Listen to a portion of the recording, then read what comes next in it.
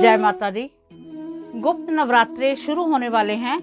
19 जून से गुप्त नवरात्रों की शुरुआत है और इसमें हमने क्या क्या उपाय करने हैं, कैसे हमने माँ को प्रसन्न करना है। वैसे वो माँ जगदम्बा कभी रुष्ट नहीं होती, उसकी असीम कृपा हम पर हमेशा चलती रहती है। ये नहीं कि हमने कोई उनको गुस्से हुई माँ को मनाना है। गुस्सा जो क्रोधित रूप होता है वो तो कभी माँ का किसी के सामने आए ना। वो हमारे साथ प्रसन्न है, पर हमारे कुछ कार्य ऐसे होते हैं जो बहुत अटके होते हैं। कुछ बातें, कुछ हमारी मनोकामनाएं जो हमारी पूर्ण होने में नहीं आती। तो इनमें जो माँ के विशेष दिन होते हैं, जैसे गुप्त नवरात्रि के दिन हैं, इनमें माँ की विशेष कृपा आपको प्राप्त होती है, बशर्ते आपकी श्रद्धा, आपका विश्वास होना चाहिए। तो मैंने पहले भी मैं वीडियो में आपको बता चुकी हूँ कि जब हमें भगवान की, माता रानी की, जगदम्बा की हमें कृपा प्राप्त होती है, तो उससे पहले हमारे जो पितृगण हैं, जो हमारे पितर हैं, जो हमारे पूर्वज थे, जो हमारे बीच में अब नहीं है, उनकी हमें प्रसन्नता होनी बहुत ज़रूरी है। अगर हमारे पूर्वज खुश हैं तभी भगवान भी खुश है, क्योंकि जब पूर्वज स्वर्ग लोक को चले गए हैं, जब उनकी आत्मा चली गई है, तब उस आत्मा में परमात्मा का वास तो खैर पहले ही होता है, पर वो सीधी उनसे मिल जाती है। अगर कोई भी पुत्र, बेटी, कोई भी दामाद, जो भी मतलब अपने अपने पितरों को जैसे जैसे मानते हैं, जब वो उनके पितरों को याद करते हैं तो उनके मुंह से, पितरों के मुंह से आशीर्वाद निकलता है कि आप खुश रहो, आप पर परमात्मा की, माँ जगदम्बा की कृपा हमेशा बनी रहे। और वो हमारे लिए अपने परमात्मा से आग्रह करते हैं कि ये मेरा बच्चा, ये मेरा पोता, ये मेरी पोती मुझे याद कर रहे हैं, इन्होंने मेरे को याद करके मेरी ड्यूटी लगाई है कि मैं इनको हर संकट से निकालूं। तो ऐसा हमारा एक जो संस्कृति है, ये प्रारूप बना हुआ है।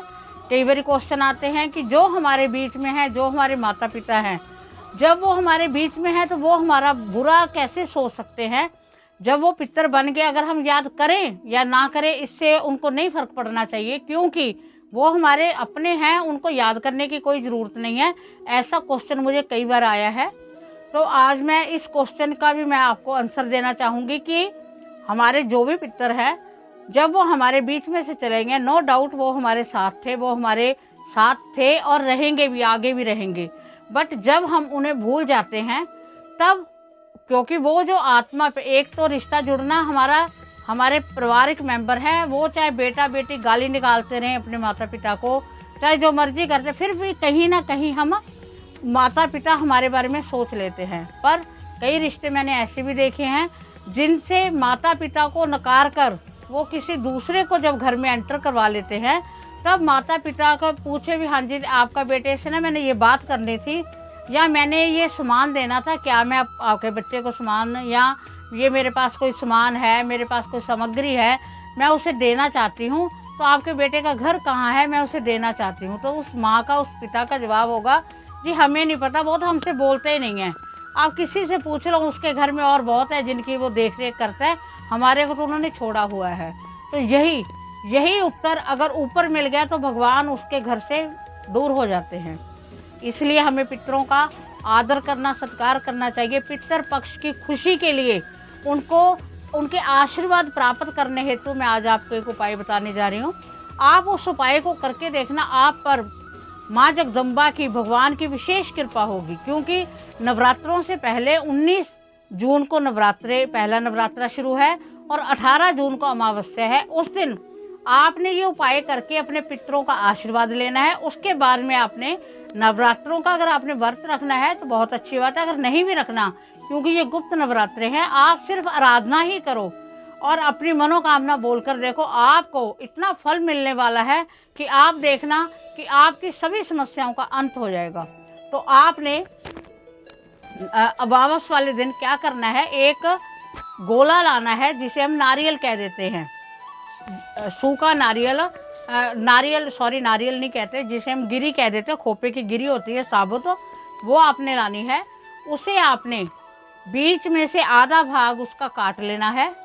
आधा भाग काट कर उसके लिए आपने देसी घी में पंजीरी बनानी है। थोड़ा सा देसी घी डाल के, थोड़ा सा उसमें आटा डाल के, थोड़ा सा बूरा चीनी वगैरह डाल के उसमें पंजीरी बना लेनी है। और वो जब ठंडी हो जाए तब आपने उस जो आधा गोला आपने काटा है उसमें वो भर देनी है, थोड़ा सा डाल के। उसके ऊपर आपने वो जो भाग, दूसरा भाग है, वो उसके ऊपर आपने ढक देना है। भाग को ढकते हुए आपने उसमें आपने मौली लपेटनी है। आपने अपने पितरों को याद करना है। आपने मौली कैसे लपेटनी है, आपने घर के पिछले कमरे से लेके, रूम से लेके, या आपका कोई जाल है, बालकनी जो भी है, वहाँ से आपने शुरू करके आपने लपेटते हुए अपने पितरों को याद करके कि हमारी जो भी समस्याएं हैं वो ख़त्म हो और हमें आपका आशीर्वाद प्राप्त हो। ये आपने सोचते हुए सारे घर में से आपने वो घुमाते घुमाते आपने बांध लेनी है। बांधने के बाद आपने पीपल के पेड़ के पास जाना है। वहाँ जड़ के नीचे जो जड़ होती है, मिट्टी थोड़ी सी खोद कर कोई चीज़ ले जाइए। वो चीज़ वापस नहीं लानी जिससे आप खोदोगे, चाहे चम्मच ले जाइए, चाहे जो मर्जी आप लेके जा सकते हो। खोद कर उसे आपने दबा देनी है। दबाने के बाद उसे ढक कर उसके ऊपर 3 आपने पत्थर रख देने हैं। पत्थर रखने के बाद दबाते हुए आपने एक मंत्र बोलना है, ओम नमो भगवते वासुदेवाय नमः। ओम नमो भगवते वासुदेवाय नमः। ये मंत्र बोलते हुए आपने ये मंत्र 3 बार तो बोलना ही बोलना। अगर ज़्यादा बार बोल लो तो बहुत अच्छी बात है। और आपने पीपल देव से प्रार्थना करनी है कि हे पीपल देव, आप में समस्त देवी देवता विराजमान है, आप में पितर विराजमान है, आप हम पर अपना आशीर्वाद बनाए। हमारे पितर गणों को हम चाहते हैं कि उनकी आत्मा को शांति मिले और वो हमारे लिए प्रार्थना करें। हे पितर देव, आप हमारे लिए भगवान से प्रार्थना करो, हम इस कार्य में उलझे हुए हैं, हमारा ये कार्य सुलझ जाए। आपने ये बातें करते हुए जैसे हम किसी खड़े आदमी से बात करते हैं, आपने वैसे ही बात करनी है। उसके बाद में आपने घर पे आ जाना है।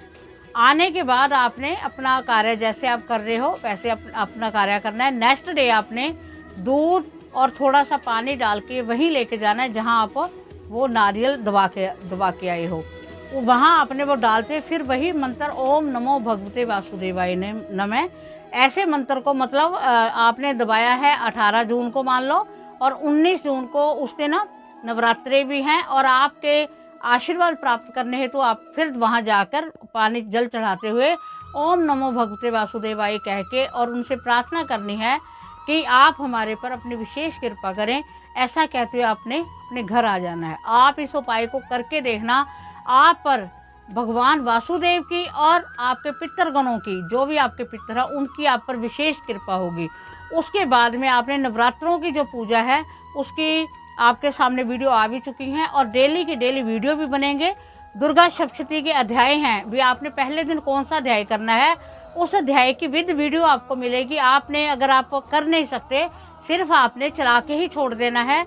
सुनने मात्र से आपके दुखों का, कष्टों का अंत होगा। तो इस अमावस्या पर आप इस उपाय को करके देखो। इससे आप देखना कि आपकी समस्त प्रॉब्लम सॉल्व हो जाएंगी। और अगर हो सके तो हर अमावस्या पर अपने पितरों को ये श्रद्धांजलि जरूर दिया करें, इससे आपको बहुत लाभ मिलने वाला है। उम्मीद है आपको वीडियो पसंद आई होगी। अगर आपको वीडियो पसंद आई तो ज़्यादा से ज़्यादा शेयर करें, ताकि लोगों को, दूसरों को भी आपके सिर्फ शेयर करने से आपको भी फायदा मिले और उनको भी लाभ पहुंच सके। जय माता दी।